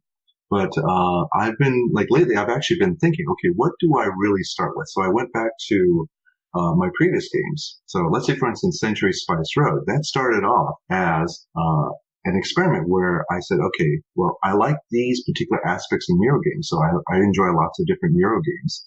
But the one aspect that I really enjoyed in, lots of different worker placement games was getting resources, trading those resources at a better conversion rate, trading them again for even better conversion rate, and then trading them in for victory points. So I asked myself, well, is it possible to take that core mechanic and just distill it down to the bare minimum and still make a game from it, right? I look at Spectrops, which is another game that is based on hidden movement. But it started off as me watching an episode of a TV show called Cops, a reality TV show called Cops. And I was watching two policemen with a poor cameraman trying to keep up with him. And they were chasing down a suspect that was in a sort of like a residential area with houses, and chasing this guy as he's like able to like leap over fences and so forth. And then with that, I had the question, okay, I can viscerally feel the adrenaline from the police that are trying to chase him, as well as like the suspect. So I can feel that visceral adrenaline, that tension. Right. So the question came up, okay, well, can I capture that, at least like a portion of it, and can I make it into a game? And so, now that I think about it, I think my design process always starts with a question. So when I look back at all my games, I always started with a question. It's like, can this be done? Is this possible? How do I do this? Very cool. So kind of building off that, and you touched on this just a little bit, that, you've had games from a number of different publishers. Like you had stuff from Plaid Hat. Obviously you talked a little bit about how Century originally was going to still be with them, but now there is through Plan B. Reef is through Next Move, but I think that's part of Plan B. Is that how it works? Yes. Board game publishers are very confusing to me. And then you have IDW with Metal Gear, and then you have Arcane Wonders with this other project. Like, how is it that you decide, like, how does that pitch process work? Obviously, it sounds like sometimes you're sought out. I'm guessing you bring things to people on occasion. Like, how does that whole process work, and how do you decide who you want to pitch to or work with? Oh, that's a really good question. And I feel like I have a very different experience than most designers, where designers would create their prototype, they would create their sell sheets, they would set up meetings to then pitch to different publishers and hand out the sell sheets, and that is a good way to approach publishers, to be able to expose yourself to and build relationships with different publishers. So I think that's a good way. But it's a different way than how I started, where my first contact was with Plaid Hat Games. So, and because they were so cool to work with, like I had such a great experience working with them. And also, Colby Duck said, hey, if you have any designs, even if you feel like it doesn't fit our catalog, we're more than happy to look at them. So I built a strong relationship by just presenting them the ideas that I had. Now that relationship kind of opened the doors to like Plan B. So now with Plan B, they're also open. They have an open door policy with me where, they're open to see what kind of prototypes I have. So I've sort of built a relationship with the publisher first in a way. Mm-hmm. So I didn't necessarily always have designs, but I always built that relationship first. And then if I have prototypes, then I would show just the publishers that I built these relationships with. Gotcha. I know that's a little bit atypical than what typical designers do. Okay. So what do you think right now is the most challenging like trend or theme or situation that's going on in the tabletop community? And how do you think as a game designer, either that influences you or that impacts you, or like how do you think you address whatever that is as a designer? Okay, so most challenging. I don't know what's most challenging, but I could definitely, one thought that comes to mind immediately is roll and writes has become incredibly popular recently. The same way that micro games were very popular several years ago. And I think the challenge is like, how do you deal with these particular trends? So I've been asked many times by people who are in the industry and outside the industry, why don't you make a roll and write game? And, my first response is that, because there are so many now, do I really want to put out a product in an already flooded market, right? So it's going to be more challenging because now you have to create a product that's going to stand out among a genre that's already full of very good products. So what I tend to do is I actually tend to shy away from trends, just because I'm not confident enough in my design abilities to create something outstanding in a field that's already got really great products. All right, I'm going to give you a free idea. You're welcome to make a game out of this if you'd like. Sure. Roll and write legacy game. Everything is done in permanent marker. You can have that one. Do with it what you will. Yeah, that's a pretty good. That's a pretty good one. All right, and then I'm going to skip one here, so I'll just go to my last question before we get to the listener questions. What or who are your biggest influences? Oh, okay. So can I pick 4 people? Sounds great. Okay, so the first one I'm going to mention is Tom Vassell, because I probably wouldn't be in this industry at all if it wasn't for Tom Vassell, and I'll explain why. So this was back when I was playing a lot of World of Warcraft. And one of my guildmates, who was our main healer, I know that's a useless tidbit, but he actually, we had talked about it. We became very good friends, and we had talked about like other tabletop games that we used to enjoy. Like I played Dungeons and Dragons, lots of Magic the Gathering, and so we got into chatting about that. And he's the one that mentioned to me about the Dice Tower, because at that time I was actually thinking, hey, I'd like to make a little card game. So he turned me on to the Dice Tower. So then I watched one of Tom Vassell's early reviews for Settlers of Catan, because I think that was the most watched video of this. After watching that and seeing the amount of passion that he had for reviewing the games, I actually went out and I bought Settlers of Catan, and I played it with a friend of mine who was also playing World of Warcraft with me. So he had his fiance, and it was my wife and I, or back then she was my girlfriend, and we played, it was the 4 of us, we played Settlers of Catan, and then after we're done playing, we looked at each other and said, that was really good, let's play that again. And so after that, I went back to Tom Vassell's reviews, and from there I bought Ticket to Ride, and Carcassonne, and Stone Age, and just, yeah, I went down that rabbit hole. So me being in this industry, in where I am right now, I have to attribute a good chunk of that to Tom Vassell. The other individual that I have to give an incredible amount of credit for where I am is Colby Dock from Planet Games, because he probably had the strongest influence in that he convinced me that I actually had a talent in designing games. Prior to that, I didn't think that I was, in fact, I came into this industry as a publisher. I didn't think I was a designer. I simply designed games so that I would have something to publish to show that I am, I have a catalog of games. I'm hoping I can attract other designers to approach me with their prototypes and to pitch me their games so that I can expand my portfolio of games, my catalog of games. So I went into this industry first as a publisher. So it was Colby Dock that convinced me that I have a talent in designing games. And so without him, I'd probably be still struggling as a independent publisher, which a lot of independent publishers do. It's a very, very difficult field to be in.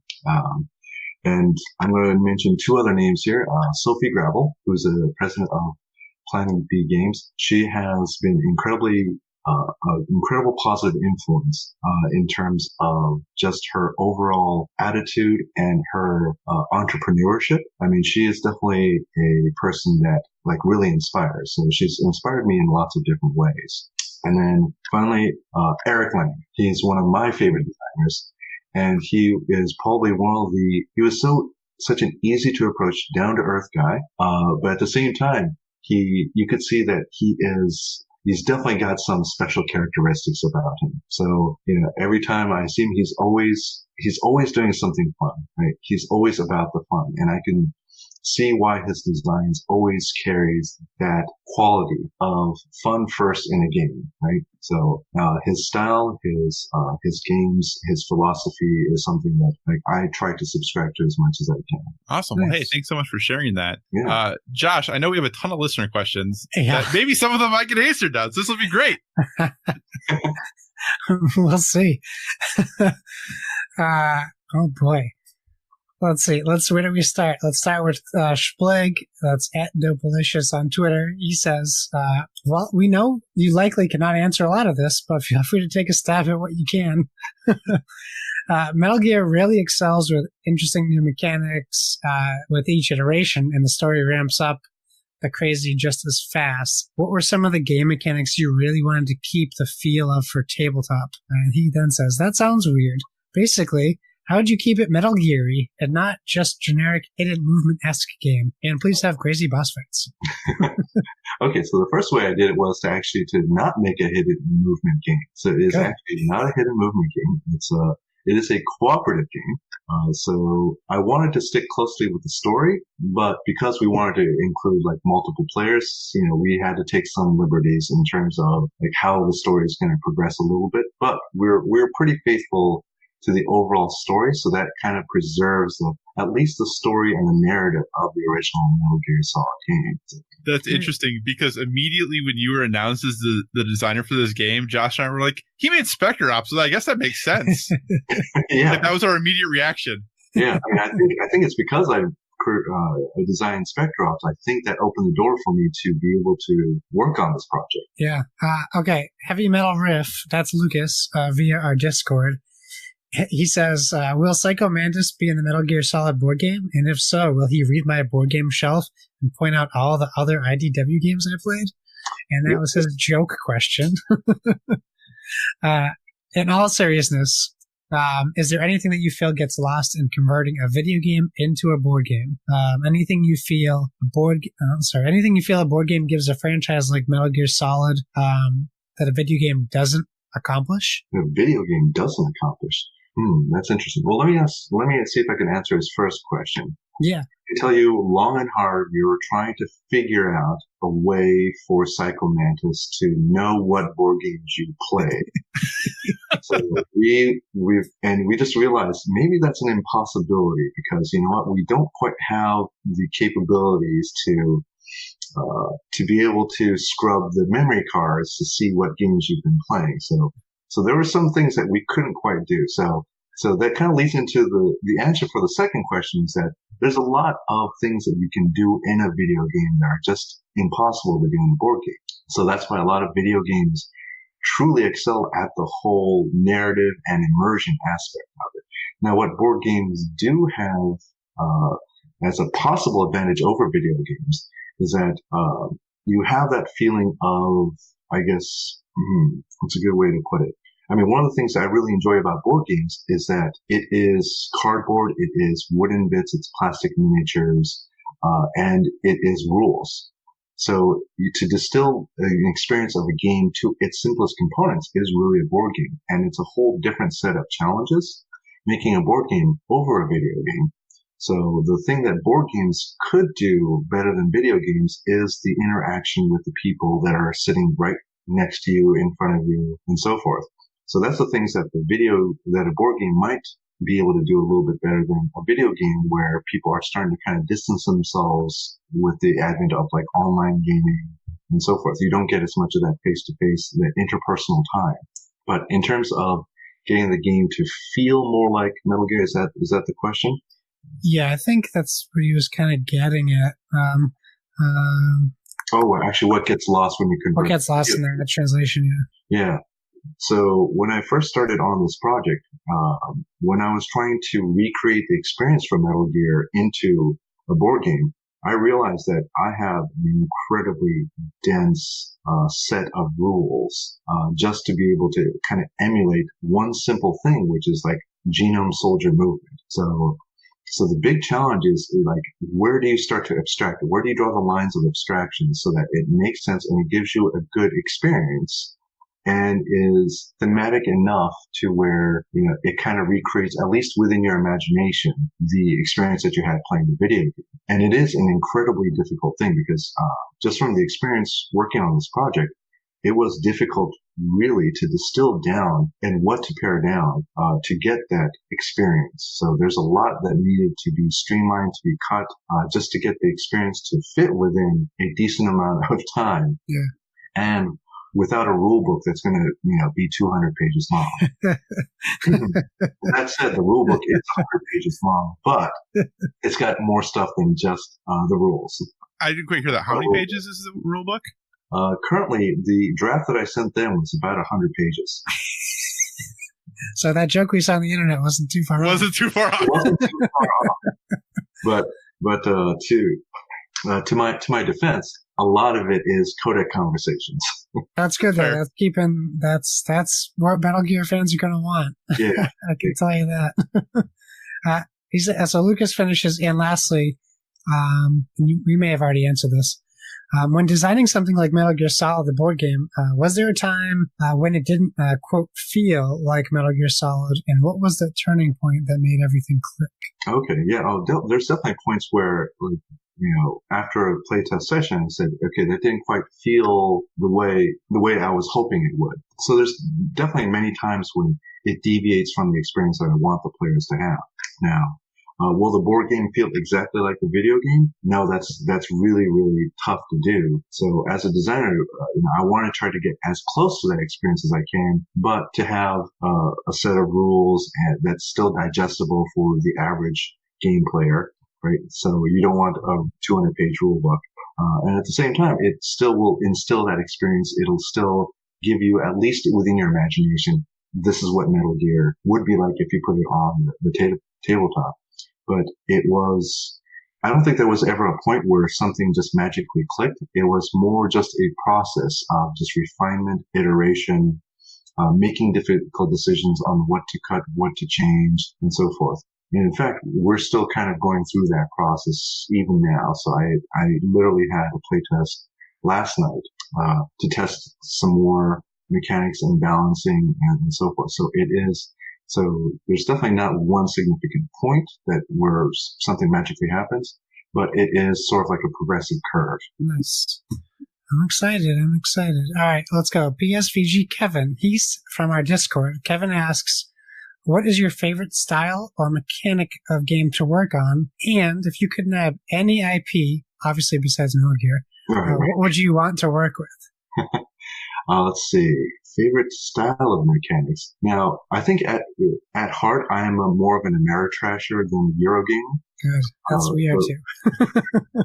The funny thing is that within my playtest group, like my group of other designers, I think I'm still labeled as a Eurogamer. And I was like, what do you mean I'm a Eurogamer? But when I look at the games that I have and which ones are the most popular, yeah, they're the more Euro-style games. But I think deep down, I think I'm more of a thematic gamer. So I really do like the thematic experience. A lot of my favorite games have incredibly thematic elements to them.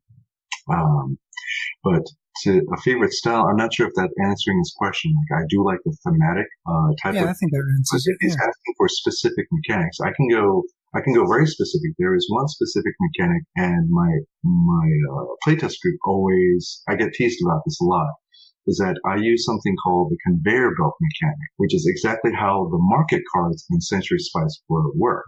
Okay. It is one of my favorite mechanisms. In most of my prototypes that have sort of like Eurogame elements to it, it almost always has a conveyor belt, to the point where all of my friends keep teasing me that all my games have a conveyor belt. And I'll give you a little bit of a tidbit. Reef used to have a conveyor belt until Plan B says, no, you can't put that thing in everything. You can't do that all the time. I said, but I love that mechanic. So. That's awesome. Oh, and what IP, right? Yeah, what do you think? What's on that wish list? Okay, well, I mean, World of Warcraft would be phenomenal, because I have a long history with that game. But many, many video game IPs I would love to be able to work on. And also like movies as well. Like I did have like a prototype for a game with a Predator theme. So it was almost a reverse Spectre Ops, where the hidden person is actually the one hunting everyone else down. Thank you. We talked about this in the past, and I said, why don't we have a Predator hidden movement game? Yes, you did. 100%. This is something we need, Emerson. Well, there was one company that attempted. I think it was from Ares Games. It was called Last Friday, where the hidden person was hunting people down. Yeah, he looks like Jason on the cover. Yes, exactly. Huge map. Yeah, I've always been interested in that. And everything like that. So it's, I think that games like that have been done, but I was always a big fan of like the Predator IP. And in fact, in one of my cabinets back here, I actually have a set of Predator miniatures, so that I could start to see it didn't get too far, so it's still a very early prototype phase. But that's also something like Terminator, The Matrix, Predator, all those great, 80s, 90s, early 2000s, cult classic movies. Nice. I'd love to be able to work on that. Great. All right, we have one more listener question, and then I'm just going to ask you about what you can tell us about Metal Gear.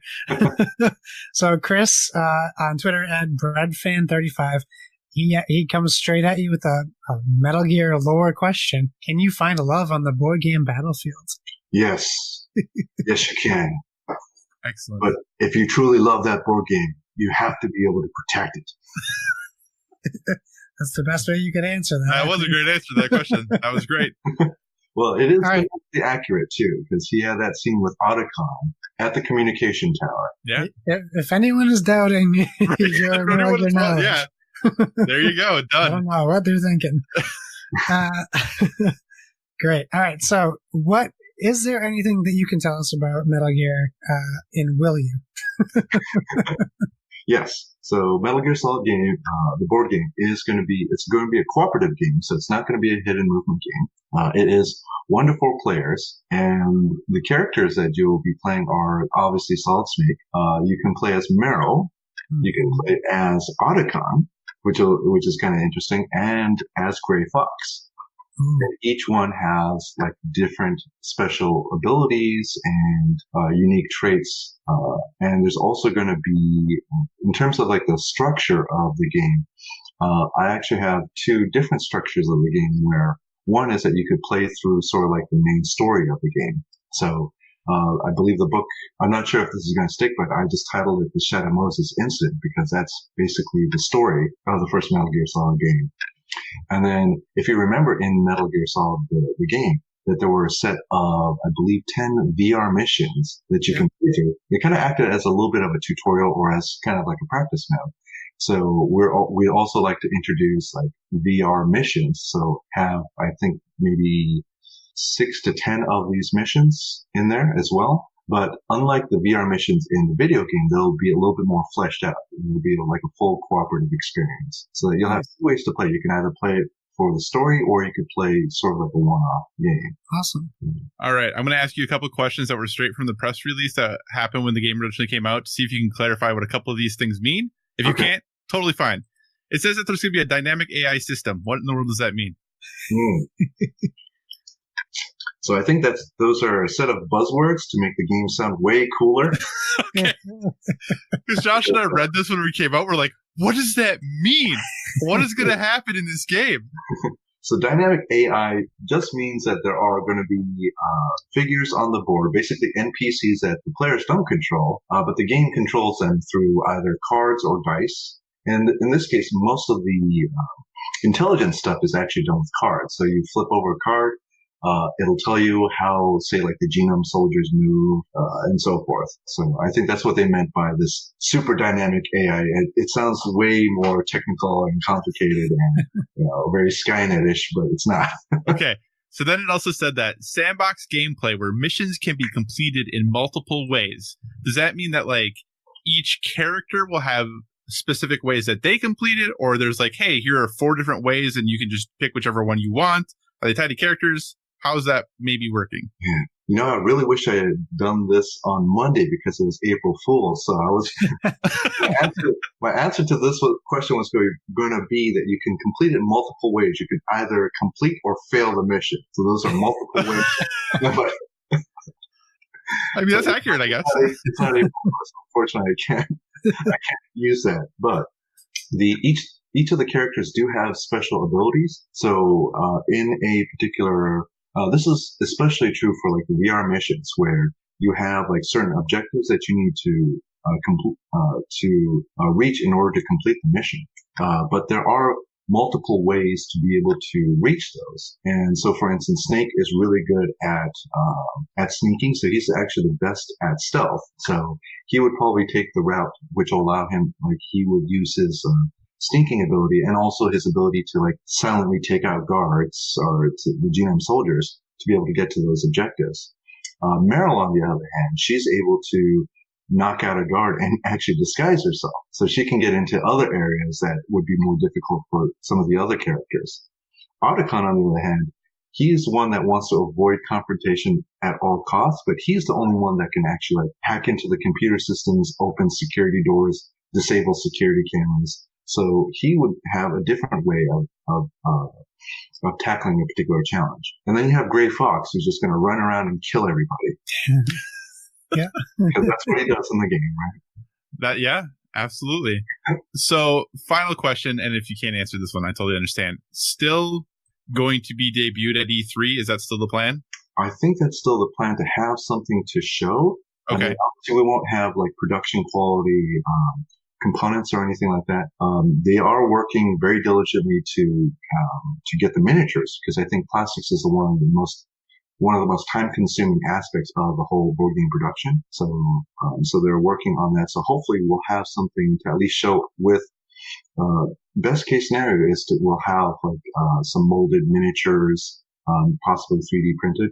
But worst case scenario, we'll have stand-ins that we could show, and we'll have some of the graphics for the cards, the board, things like that. I think that's the current plan right now.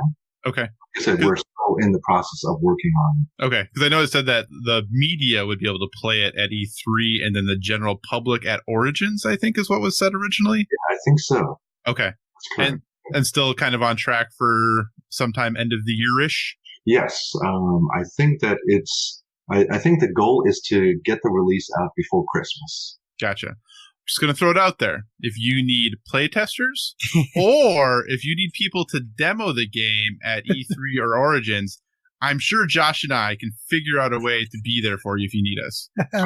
Throwing that out there. I can't get to E3, Kyle. Sorry.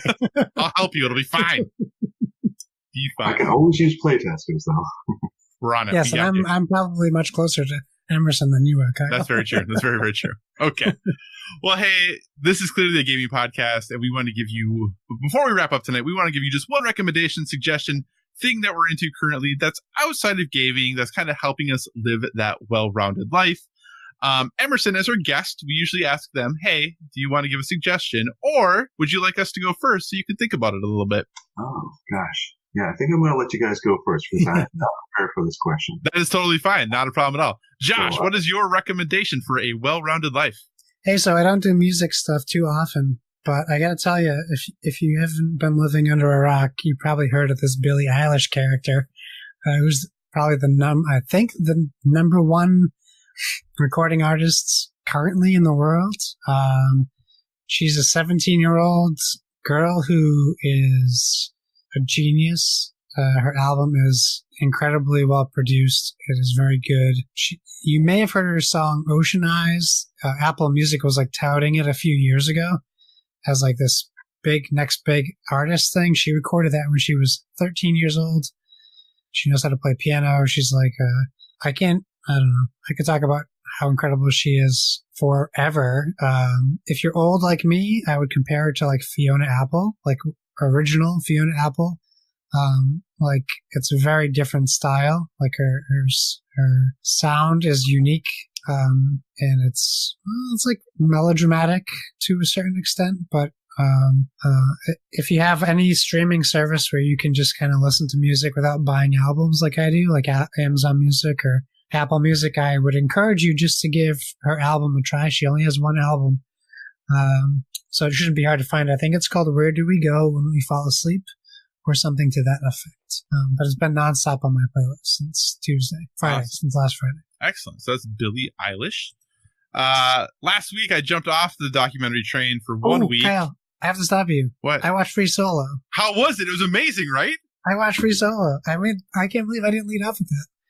It's the story about a potentially crazy person who's homeless, who definitely does medically have a broken brain, who is the most fit person on the planet with disgusting feet. That's what I took away. That is an amazing, amazing documentary. It was incredible. Emerson, if you don't know, Kyle's talked about this before. Free Solo won the Academy Award for Best Documentary. It's about this crazy person who free climbs this crazy high mountain called El Capitan. Well, it's a mountain face. And you think he's going to die the whole movie because he's doing it without anything. He's just climbing on his own. I can tell you, Kyle, I encourage anyone who has Hulu to watch it because it's free. It was incredibly interesting. And at the end of it, I was totally caught off guard with a wave of emotion that I didn't see coming. It just hit me. I just got super emotional at the end, and I did not expect it. It was excellent. It was an excellent documentary. So I will keep the documentary train rolling. Excellent. For Board of Video Games. So sorry, I'm not interrupted. No, it's okay. I jumped off the documentary train last week, and I'm back on it this week to recommend a old documentary that has been around for quite a long time. But I think if you are not really sure about documentaries or you don't know how you feel about them, this is one of the best that is out there, period. And that is Jiro Dreams of Sushi. It is on Netflix. I think it actually might even be on YouTube for free right now. But this is an excellent documentary about a restaurant in Japan that is a sushi restaurant. And the person who runs it, Jiro, all he's done his entire life is make sushi. And it's just kind of his story about like how much care and concern and admiration and respect goes into the craft of making sushi for him, and it just kind of like the culture around that in Japan. And it focuses on like if you were like a new chef coming to his restaurant, you will spend the first 5 years that you're there learning to make rice the correct way. And that's all you do. You don't get to do it. You don't get to touch fish. No. That's not for you yet. Like it is like 5 years of like learning to cook rice. And he checks it and he's like, nope, not good enough. And like, it's just this real in-depth, intense look at someone whose life passion has basically consumed everything that they do, but they have also become about the best person in the world at what they do. So highly recommend it. Excellent documentary. Emerson, I love documentaries. Like every week I recommend one. So. All right. So let me think back to some documentaries. I know this is not specifically for documentaries. Right. So I'll do what Josh did. I'll put two out there. Okay. So I think the last documentary that I watched was actually fairly recently. It was I believe it's on YouTube. Actually, I watched it on YouTube, so it is for free. It was called Carb Loaded. So it was a documentary about what we were taught in school was the whole food pyramid, right? Where you had like on the bottom is sort of like your grains and then your meats, the dairy, the vegetables, and so forth. And what it was trying to teach you was that your meals should be in roughly the same proportion as what's shown in this particular pyramid. And this was something that was introduced by a gentleman by the name of Ansel Keys, came up with this whole food pyramid. And it was sanctioned by like the FDA, the American Heart Association. So his study was approved by all these different organizations. But since that time, obesity has skyrocketed. Lots of things like heart disease and in fact even cancer are at record highs since that time. And so a lot of dietitians are kind of taking a step back from what they've learned and kind of reevaluating what is it about how we eat, what we eat, that is kind of changing the whole medical landscape and the whole health landscape of this country. So it was really eye-opening because I haven't seen like other documentaries like Super Size Me and things like that. So this is my first foray into like a health documentary. But I was particularly interested because I am trying to help my son lose weight. So he is 10 years old and he is much bigger than he should be. And so I've been doing some research in terms of what can I do to help him to lose weight, be more healthy, and so forth. And I stumbled upon this documentary.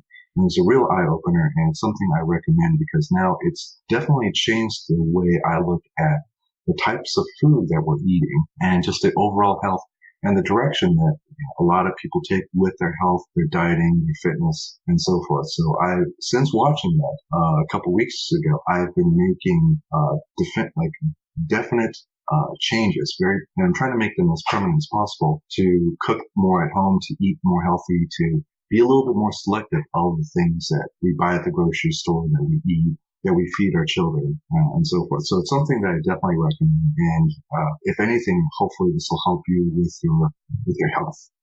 Oh. So, and I know that I said I was going to do a twofer. Now I can't remember what the second one was. That's okay. That was a good one. That was a good one. There's a whole, I think there's actually like a whole category, I think, on Netflix of like food documentaries that are all about similar things to that, like Food Inc. and Vegucated and Hungry for Change and Forks Over Knives and Food Matters, and like I may or may not have watched like every single one of them. Oh man, like I said, I love documentaries. I don't know what it is. Yeah. I figured out what my second thing was, but Yes. I can understand the appeal of documentaries because there was a time that I would voraciously read like nonfiction books because for some reason when I learned something, I learned facts, I gained knowledge. For some reason, it was very empowering. So I can definitely understand the appeal of watching documentaries. Like I really enjoyed some of them. But I remember what my second thing was, and that is travel. And I know that it is not, it's definitely a more of a privileged thing, to be able to travel, but it is something that, I feel will definitely expand your horizons. Visiting other countries, for instance, I was very lucky, very fortunate, to be flown out to France to for gaming conventions and also to promote Century Spice Road in the release in Europe. And it was incredibly eye-opening to see other different cultures and the types of food that they eat, and just to see how things are, like how life is outside of this country. So I definitely recommend to travel, even if it's just to like the next state, taking a road trip, but just to see outside of your town or within your comfort zone, to go beyond that, because each time that you explore that, it kind of makes you a more well-rounded person. It makes you more aware and makes you appreciate some of the things that you see in other cultures, but at the same time, it also helps you appreciate the things that you have as well. Excellent. Absolutely. Two excellent recommendations. So Emerson, hey, thank you so much for being so generous with your time this evening. Where can people keep up with you and all the things that you're doing? Let's see. I'm really, really, really bad at social media. I apologize ahead of time. I do have a Twitter. 90% of it is just retweets because I'm really, really bad with social media. I'm a social media noob. I do have a Facebook page as well for Nazca Games. So for both of them, it's Nazca Games. So Twitter, it's at Nazca Games. And then on Facebook, I think it's just Facebook/Nazca Games. Awesome. Josh, what do you say we wrap this show up? Do we have to? Unfortunately, we do.